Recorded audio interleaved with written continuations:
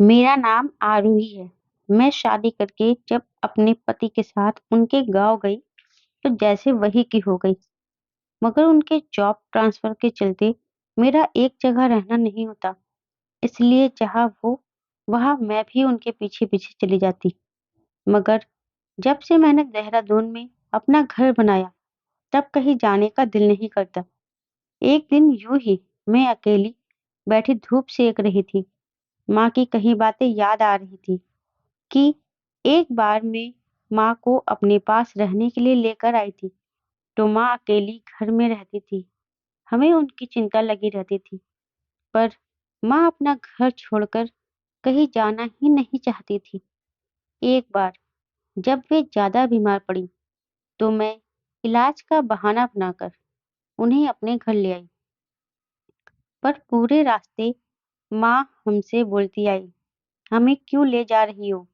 क्या मैं अपनी जड़ से अलग होकर तुम्हारे यहाँ चैन व सुकून से रह पाऊँगी?" किसी पेड़ को अपनी जड़ से अलग होने पर पनपते देखा है? मैं अपने घर से अलग होकर चैन से मर भी नहीं पाऊँगी। मैं उन्हें समझाती, "माँ, तुम किस ज़माने की बात कर रही हो? अब वो ज़माना नहीं रहा। अब लड़की की शादी कहाँ से होती है और वह अपने हस्बैंड के साथ कहाँ रहती है? देश की तो बात ही छोड़ो, लोग अपनी जीविका के लिए विदेश जाकर रह रहे हैं। माँ, कोई नहीं जानता कि कब, कहाँ, किसकी मौत होगी। घर में कोई नहीं है, तुम अकेले वहाँ रहती हो। हम लोग तुम्हारे लिए परेशान रहते हैं। यहाँ मेरे बच्चों के साथ आराम से रहोगी। बच्चों के साथ तुम्हारा मन लगेगा।" कुछ दिनों तक तो माँ ठीक से रही, पर जैसे ही तबीयत ठीक हुई, घर जाने के लिए परेशान हो गई। जब भी मैं उनके पास बैठती, तो वे अपनी पुरानी सोच की बातें लेकर शुरू हो जाती। हालाँकि मैं अपनी तरफ से वे सारी सुख-सुविधाएँ देने की कोशिश करती, जो मैं दे सकती थी, पर उनका मन अपने घर में ही अटका रहता। आज फिर जैसे ही मैं उनके पास गई, तो कहने लगी, "सुनो सुनैना, मुझे घर ले चलो। मेरा मन यहाँ नहीं लगता। मेरा मन वहीं के लिए बेचैन रहता है। मेरी सारी यादें उसी घर से जुड़ी हैं। और देखो, मेरा संदूक भी वही है, जिसमें मेरी काफ़ी सारी चीज़ें रखी हैं। उन सब से मेरी यादें जुड़ी हैं। मेरी माँ का मोतियों वाला बटुआ उसी में है। उसमें तुम लोगों की छोटी-छोटी बालियाँ और पायल, जो तुम्हारी नानी ने दी थी, रखी है। तुम्हारे बाबूजी की दी हुई साड़ी, जो उन्होंने पहली तनख्वाह मिलने पर सबसे छिपा कर दी थी, उसी संदूक में रखी है। उसे कभी-कभी ही पहनती हूँ। सोचा था कि मरने के पहले तुझे दूँगी। मैं थोड़ा झल्लाती हुई कहती, "माँ, अब उन चीज़ों को रखकर क्या करना? आज जब उन्हीं की उम्र के करीब पहुँची हूँ, तो माँ की कही वे सारी बातें सार्थक लग रही हैं। आज जब मायके से मिला पलंग किसी को देने या हटाने की बात होती है, तो मैं अंदर से दुखी हो जाती हूँ, क्योंकि वास्तव में मैं उन चीज़ों से अलग नहीं होना चाहती। उस पलंग के साथ मेरी कितनी सुखद स्मृतियाँ जुड़ी हुई हैं। मैं शादी करके जब ससुराल आई, तो कमरे का फर्श हाल में ही बना था, इसलिए फर्श गीला था। जल्दी-जल्दी पलंग बिछाकर, उस पर गद्दा डालकर उसी पर सोई थी। आज भी जब उस पलंग को देखती हूँ या छूती हूँ, तो वे सारी पुरानी बातें याद आने लगती है। मैं फिर से वही 17-18 साल की लड़की बन जाती हूँ। लगता है अभी-अभी डोली से उतरी हूँ। वह लाल साड़ी में लिपटी, सुकड़ी, सकुचाई हुई पलंग पर बैठी हूँ। खिड़की में पर्दा भी नहीं लग पाया था। चाँदनी रात थी। चाँद पूरे शबाब पर था, और मैं कमरे में पलंग पर बैठी चाँदनी रात का मज़ा ले रही थी। कहा जाता है कि कभी-कभी अतीत में खो जाना भी अच्छा लगता है। सुखद स्मृतियाँ जोश से भर देती है। उम्र के तीसरे पड़ाव में भी युवा होने का एहसास करा जाती है। पुरानी यादें हमें नए जोश, उमंग से भर देती है। नब्ज तेज चलने लगती है और हम उसमें इतना खो जाते हैं कि हमें पता ही नहीं चलता कि इस बीच का समय कब गुजर गया। मैं बीच-बीच में गाँव जाती रहती हूँ।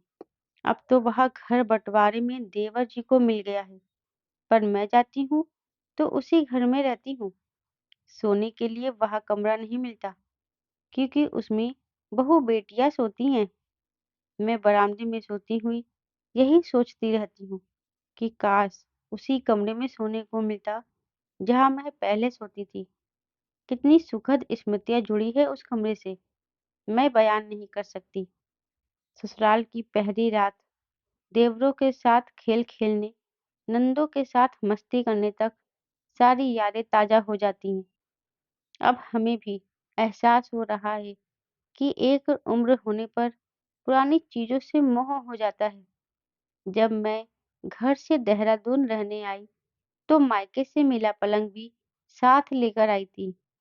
बाद में नए-नए डिज़ाइन के फर्नीचर बनवाए, पर उन्हें हटा ना सकी और इसी तरह सामान बढ़ता चला गया। पुरानी चीज़ों से स्टोर रूम भरता गया। बच्चे बड़े हो गए और पढ़ लिख कर सबने अपने-अपने घर बसा लिए। पर मैंने उनके खिलौने, छोटे-छोटे कपड़े, अपने हाथों से बने हुए स्वेटर, मोजे और टोपियाँ सहेज कर रखे हुए हैं। जब भी अलमारी खोलती हूँ और उन चीज़ों को छूती हूँ, तो पुराने ख़्यालों में डूब जाती हूँ। लगता है कि कल ही की तो बातें हैं।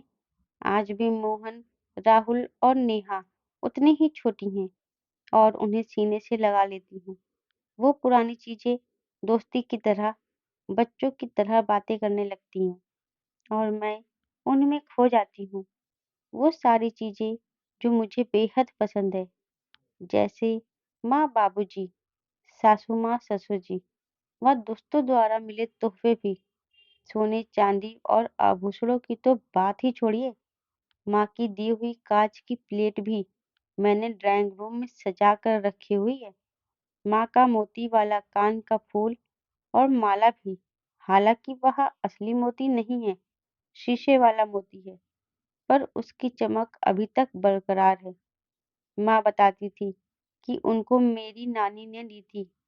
मैंने उन्हें भी संभाल कर रखा हुआ है कि नानी की एकमात्र निशानी है और इसलिए भी कि पुरानी चीज़ों की क्वालिटी कितनी बढ़िया होती थी।